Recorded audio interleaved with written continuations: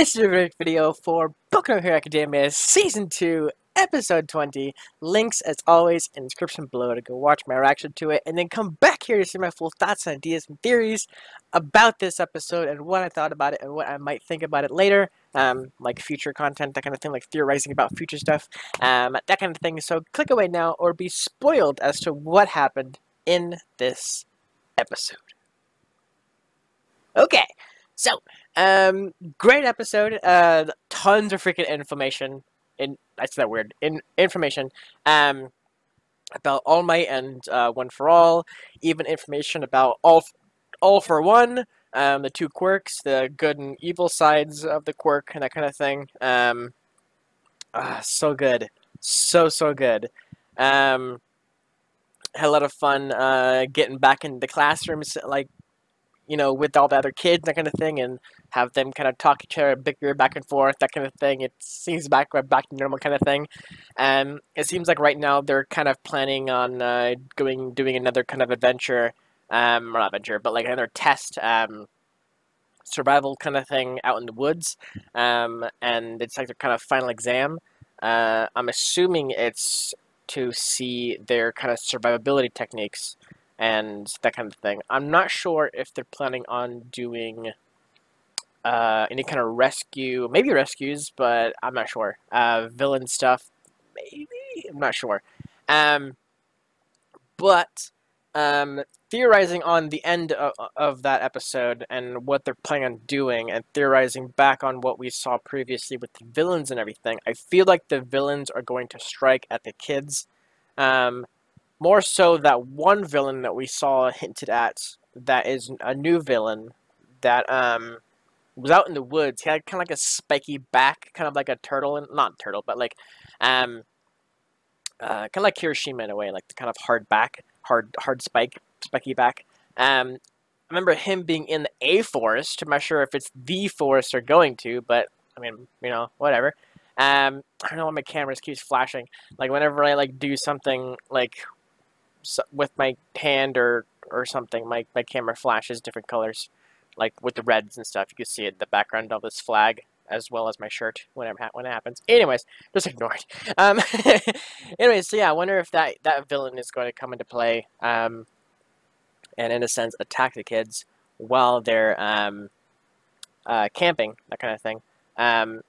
There's probably going to be some kind of teacher there, telling them kind of tasks to do, some overall goal to achieve, because they said that they could fail it, and if they do fail it, they have to do summer school. So there's probably going to be a teacher there, helping them along, or like I said, some kind of goal they have to, like each person has to achieve, like you know, gather this, and if you don't, then you have to take summer school, or travel this distance in this time, survey the land. I'm trying to think of different things they could do in the woods. But I guess it depends on the actual, like, what happens during the day, and if they have to fight during the night, that kind of thing. I know the shadow guy. Crap, what's his name? I can't remember his name. He's probably gonna love it here. Him and his shadow buddy. Seeing how his quirk doesn't work very well at night, right? Yes, I believe it's at night. Oh no, sorry. Is it Is it backwards? Shoot.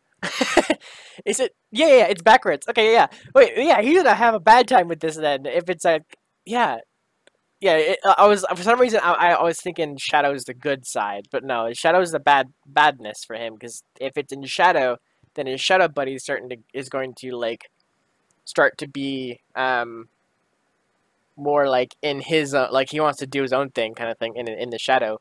In the light is when he can control it. So shoot, I had it backwards this entire time. Or this episode I should say. So that kind of sucks. Hopefully he gets some sunlight and everything. I actually want to know what happens when he gets like full darkness. Like if he ever we ever get to see that. Like what happens with his quirk when he is like in full shadow. Like is he just like doesn't want to do anything, doesn't want to help whatsoever, or does he have like free will and he actually chooses his own like actions and kind of thing? I don't know. I want to know. It's gonna be awesome. Deku being a freaking badass during that one race. I called it. He was gonna be like, oh, I mean, I called him winning. Um, but more so using his quirk to speed through the whole thing, and everyone like freaking out about it. And I was right, that did happen, because the only two people knew about that his like newfound power. Right, it was Ida and Todoroki. They both saw him in this kind of new state during the fight with the hero killer. So nobody else knew about this kind of like new side of him. So it's really funny to see their perspective on how Deku, uh, how he is now, kind of thing. They're like, why isn't he breaking bones? Like all that kind of stuff. Like he's jumping just like Bakugo, which is very true. He had he put his hands aside like every time he jumped. Like he put his hands almost like using his hands to propel himself, just like Bakugo did. But he's not like propelling himself. He's just kind of in a way doing it for maybe air resistance, that kind of thing. But yeah, I'm sure Deku's got a lot of tactics up his sleeve from watching other heroes over his many years of analysis and everything that he can put forward to help along his strategies on fighting and momentum and that kind of thing. But yeah, I full on expected him because he did slip up on that one pole.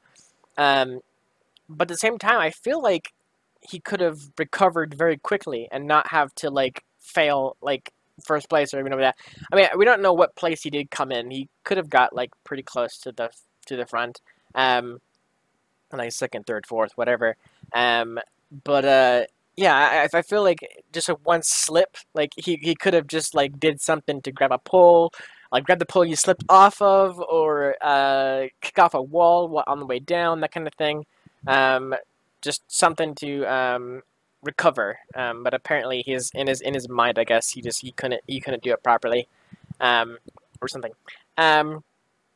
Yeah, at first when they had the slow motion of him like touching the pole, I thought his leg was going to like kind of like buckle, because like that, I think that was the leg that was cut. I think no, that was his left leg. I think he slipped on his right leg. Okay. Never mind. Yeah, I thought it was gonna like buckle like under like the pressure of like the wound kind of thing, but I'm sure the wound's healed by now. Probably Recovery Girl or other techniques, that kind of thing. Recovery Girl did say she wasn't gonna repair his wounds anymore. That he hurt himself, but he never hurt himself. So I wonder if she kind of made an exception for this one. I don't know. So yeah, it's gonna be really interesting to see what happens next. Like I said, my theories on next episode, or the final exam, whatever, for the semester, I feel like it's going to be involving villains, definitely. They're going to show up and hinder them, or maybe we're not going to get villains, and we're just going to see like the actual exam like to its full glory. For the life of me, I can't remember which episode is going to be the finale. I feel like it's 25. So we have about like 5 episodes left, so I can definitely see something happening between now and then. So we have 5 episodes left, roughly 5 episodes if I am correct on that. I feel like that is a proper amount of episodes to have a villain attack and have episodes dedicated to like people trying to fight villains, that kind of thing. I can definitely see that in my mind. But I can also see them having a couple more kind of school episodes before the finale, like maybe like 2 or whatever, 2 more kind of thing, like more classes, and then go to the final exam, and then have like a couple episodes with that, like 3 or 4 episodes, whatever, maybe just 2 episodes, and then like the final episodes is like them like everyone who passed the exam, and then like an aftermath sort of episode where they come. I can't remember doing the thing again. Every time I do like something like hold my hand out like this, because it's clicking into my hand. Like, well, I can't do it now. There we go. I don't know. Anyways, so some kind of aftermath episode where they kind of talk about what happened after in the exam, and like what comes next, that kind of thing. Like that's kind of like where I'm thinking of what might happen. So yeah, I am pumped. I cannot wait. Regardless if villains do attack, it's going to be really awesome to see the kids work together, maybe solo. I feel like it might be a kind of like a thing of both, right? Like, because they're all going to the woods together for a final exam.